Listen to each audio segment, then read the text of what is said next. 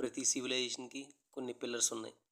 అలా ఈ సివిలైజేషన్కి ఉన్న పిల్లర్సే టైం, మనీ, వర్క్, రిలేషన్షిప్స్. వీటి గురించి ఆలోచించకపోయినా, ఆలోచించి సరిగ్గా అర్థం చేసుకోకపోయినా ఎప్పటికీ ఆనందంగా ఉండలేము. టైం. నీ మనసుకు నచ్చిన పని చేయకపోతే టైం స్లోగా నడిచిద్ది. ఎప్పుడైపోయింది టైం, ఇంకా అవ్వలేదేంటి, ఎప్పుడైపోయిద్ది, ఇలా నచ్చిన పని, నచ్చిన మనుషులు పక్కన ఉంటే టైమే తెలియదు మనకి. అసలు ఏ పని చేయకుండా తిని నిద్రపోతే ఊరికనే అయిపోయిద్ది ఈ టైం. బేసిక్గా మనిషి కనిపెట్టిన వాటిల్లో చాలా తెలివిగా కనిపెట్టింది ఈ టైం ఒకటే.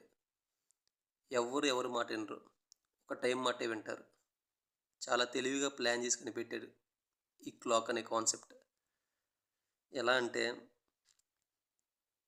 కరెక్ట్గా ఆలోచిస్తే మనం పని చేయడానికి ఎంతసేపు పని చేసాం, కేవలం పని కోసమే కనిపెట్టిన వస్తువు ఈ టైం, ఈ క్లాక్. ఎందుకంటే మనం అన్నం తినాలంటే ఆకలి వేయాలి, ఆకలి వేస్తేనే అన్నం తింటాం, నిద్ర వస్తేనే నిద్రపోతాం. కానీ వీటిని కూడా కంట్రోల్ చేస్తుంది అది. ఎలాగో ఈ మనుషులు ఎవరి మాట వినరు. సో ఇదే కరెక్ట్, ఇదే పర్ఫెక్ట్ అని 12 అయితే అమ్మో లంచ్ చేయాలి, అమ్మో 9 అయింది బ్రేక్ఫాస్ట్ చేయాలి, అమ్మో నైట్ 2 అయిపోయింది నిద్రపోవాలి. ఇలా మన ఆకలిని, నిద్రని, ఫీలింగ్స్ని, థాట్స్ని పర్ఫెక్ట్గా మ్యానిపులేట్ చేస్తుంది తెలియకుండా. నీకు న్యాచురల్గా నీకు నచ్చినట్టు, నీకు కావాల్సినట్టు, నువ్వు చేయాలనుకున్నట్టు కాకుండా వీటన్నిటికీ ఆపోజిట్గా బతికేలా చేస్తుంది. సింపుల్గా నీ లైఫ్లో నీ ఫ్రీడమ్ అనే పార్ట్ తీసేసిద్ది. ఇందులో గమ్మత్తైన విషయం ఏంటంటే ఆ క్లాక్లో లాగే మనకి అదే ప్రాబ్లం. ఎవ్రీ సెకండ్కి ఒక థాట్, ఎవ్రీ మినిట్కి ఒక ఫీలింగ్, ఎవ్రీ అవర్కి ఒక ఎమోషన్. ఎమోషన్ వస్తే ఊరుకుంటాం, ఏదో ఒక యాక్షన్ చేయాలి. ఒక యాక్షన్ ఐటెం మనకు కావాలి, లేదంటే ఏదో ఒకటి జరగాలి. లైఫ్ అనేది ప్లెయిన్గా, సైలెంట్గా, కామ్గా జరుగుతుంటే చూడలేం మనం. ఎప్పుడు ఏదోటి జరగాలి, ఏదోటి చేయాలి, ఏదోటి అవ్వాలి. ఈ ఏదోటి అనే ప్రాసెస్లో ఖచ్చితంగా ఏదో ఒకటి చేస్తాం, దానివల్ల ఒకటి అయింది, దానికి మనం అనుభవిస్తాం. మనం నిద్రపోయేటప్పుడు తప్ప ఎప్పుడు మనం బ్రతుకుతుంది, మనల్ని బ్రతికించేది కేవలం థాట్.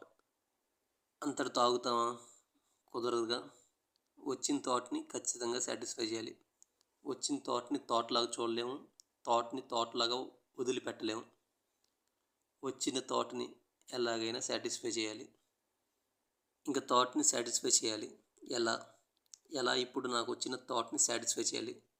దానికి మన దగ్గర ఉన్న వెపన్సే తెలివితేటలు. ఎలాగైనా ఇప్పుడు నేను సంపాదించిన నాలెడ్జ్, నా దగ్గర ఉన్న మెమరీస్, లేదంటే నేను ఎక్స్పీరియన్స్ చేసిన లైఫ్, వీటన్నిటిని వాడి సాటిస్ఫై చేయాలి. ఖచ్చితంగా చేసి తీరాలి. మళ్ళీ ఈ థాట్ని సాటిస్ఫై చేయడానికి మనకున్నవి 2 దారులే. ఒకటి మాటలతో గెలిపించడం, లేదా పనిచేసి గెలిపించడం. ఇది ఇంతటితో ఆగుతుందా? ఆగదు. ఎప్పుడైతే ఒక థాట్ని వదలకుండా ఆలోచిస్తూ ఉంటామో అదే నీ కోరికగా తయారయ్యిద్ది. వన్స్ కోరిక అనేది పుట్టిందా, దాని వెనకే లైన్లో నించుంటాయి భయం, కోపం, నమ్మకాలు, బాధలు, సంతోషాలు అన్నీ. మొత్తం ప్రపంచంలో మనుషులంతా ఇదే పనిలో ఉన్నారు. నేను నా ఆలోచనని ఎలాగైనా గెలిపించి తీరాలి, నేనేంటో నిరూపిస్తా, నేనేంటో చూపిస్తా. కనీసం అట్లీస్ట్ కోరిక తీరిన తర్వాతైనా సైలెంట్గా ఉంటామంటే అది లేదు. మళ్ళీ కొత్త ఆలోచనలు, కొత్త కోరికలు, మళ్ళీ దాన్ని గెలిపించాలి, మళ్ళీ నిరూపించాలి.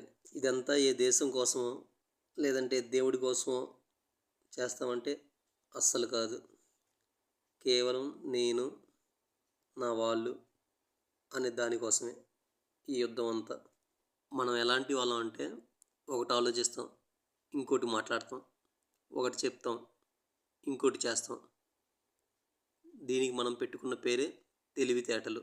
మనకి వచ్చే ఆలోచనలన్నీ స్వార్థంతో నింపి బ్రతికే మనం ఎన్ని పూజలు, గంటలు గంటలు మెడిటేషన్లు, రకరకాల యోగాలు ఎన్ని చేసినా పీస్, హ్యాపీనెస్ సచ్చినరావు.